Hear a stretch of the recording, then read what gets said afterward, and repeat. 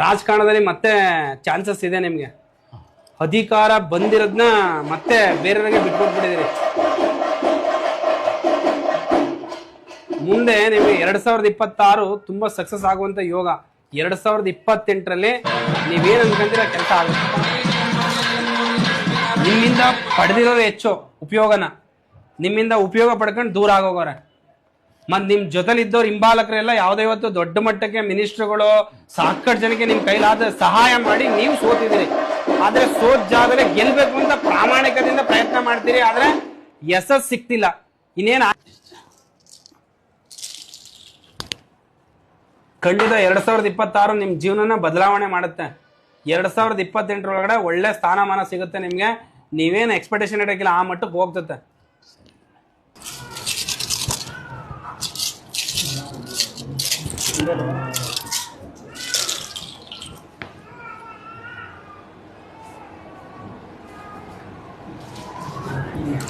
ಕರೆಕ್ಟಾಗಿ 18 ತಿಂಗಳಲ್ಲಿ ನಿಮ್ ಸ್ವಂತ ಮನೆ ಯೋಗ ಇದೆ. ಅಂದ್ರೆ ನಿಮ್ಗೆ ನೀವೇ ಸ್ವತಃ ನೀವು ಯಾವ ಟೇಸ್ಟಿಂಗ್ ಪ್ರಕಾರ ಮನೆಯಲ್ಲಿ ಇರಬೇಕು ಅನ್ನೋದು ನಿಮ್ದೊಂದು ಥಾಟ್ಸ್ ಇದೆ. ಅದಾಗುತ್ತೆ ಅನ್ನೋ ತೋರಿಸುತ್ತೆ ಸೂಚನೆ. ಹೆಂಗಿದೆಯೋ ಗೊತ್ತಿಲ್ಲ.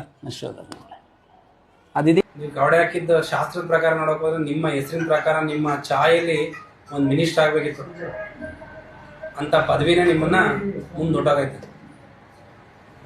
ನಾವೇ ತ್ಯಾಗ ಮಾಡಿರೋದು. ಅದೇ ಬೇರೆಯವರಿಗೆ.